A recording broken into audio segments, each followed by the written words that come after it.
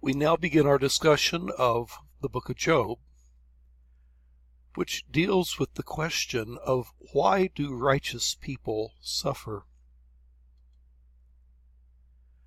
Some introductory matters. Who wrote the book of Job? The answer is, we don't know. As far as the setting of the book of Job, it would be in the land of Edom. It says in the first verse that Job was from the land of Uz. Uz was in Edom, according to Lamentations chapter 4 and verse 21. Job's friend Eliphaz is from Teman. Teman is a Edomite village or region known for its wisdom, according to Jeremiah 49 and verse 7. Edom would be in modern-day Jordan. If you have the Dead Sea, it would be kind of towards the south of the Dead Sea in modern-day Jordan, would be the territory of ancient Edom. Edom were the descendants of Esau.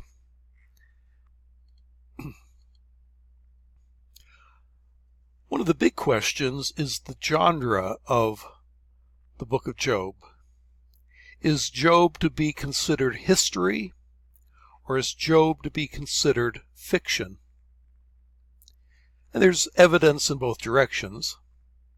In favor of it being history is that Job shows up as a what looks like a real person in the book of Ezekiel, Ezekiel 14:14 and Ezekiel 14:20, where he is listed along with Noah and Daniel as being important figures of the past.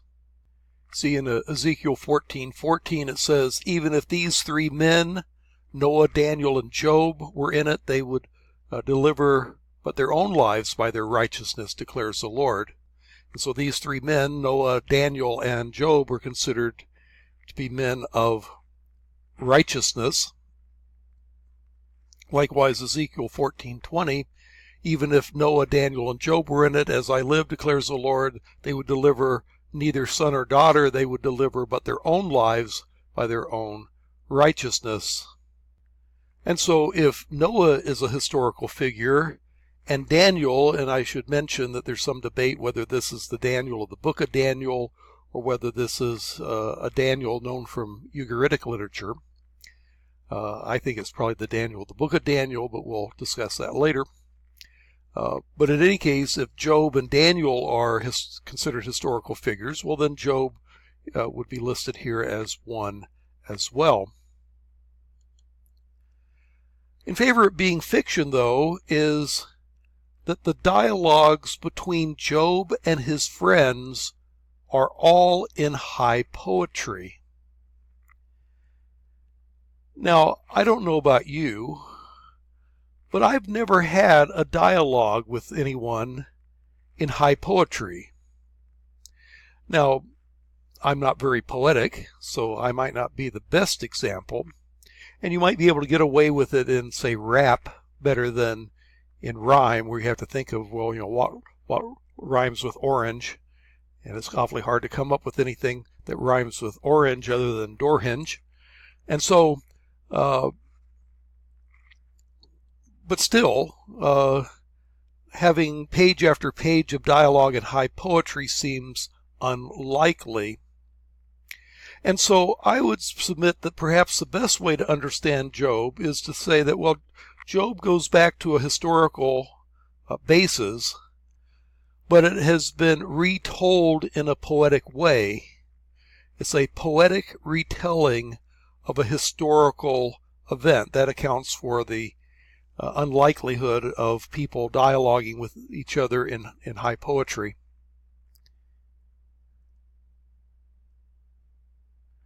Now that then brings us to the date of the book of Job.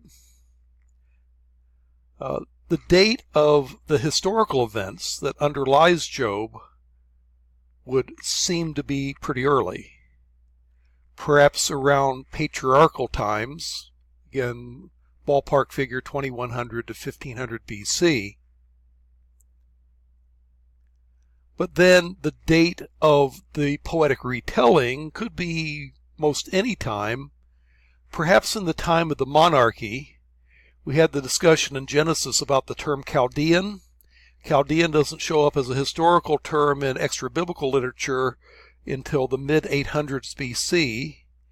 And Chaldeans become important politically in the area of Syro-Palestine only after they come to kingship in Babylon. And so perhaps it's around the time of the monarchy, which is why the marauders that are mentioned can be referred to as Chaldean marauders. The book outlines as follows. You have Job chapters 1 and 2, where Job is tested and is ruined by Satan. And then you have the dialogues between Job and his friends in chapters 3 through 31, where Job's friends accuse him of wrongdoing. And you can see it starts with Job cursing the day of his birth, and then you have the first cycle where Job and his friends go back and forth and back and forth. Second cycle where Job and his friends go back and forth and back and forth. Third cycle where Job and his friends continue to go back and forth and back and forth. In the middle of which there's a poem on wisdom that looks like at the heart of the book. And then you get the speeches of Elihu, and critical scholars tend to think Elihu is an addition to the book that's not original. I'll argue that it's original. And then Job 35 through the end of the book, near the end of the book, you have God's dialogue with Job, followed by an epilogue in which Job is vindicated and restored. Let's just at least look at very briefly at the summary of the message of the book. You start off with Job showing himself to be a very wealthy man. He lived in the land of Uz, which, as we said, is in Edom. He's blameless and upright, feared God and shunned evil, and he had all kinds of livestock, which indicated his great wealth. But then you switch scenes to heaven, where the Lord said to Satan, "Have you considered my servant Job? There is no one on earth like him. He's blameless and upright man who fears God and who shuns evil."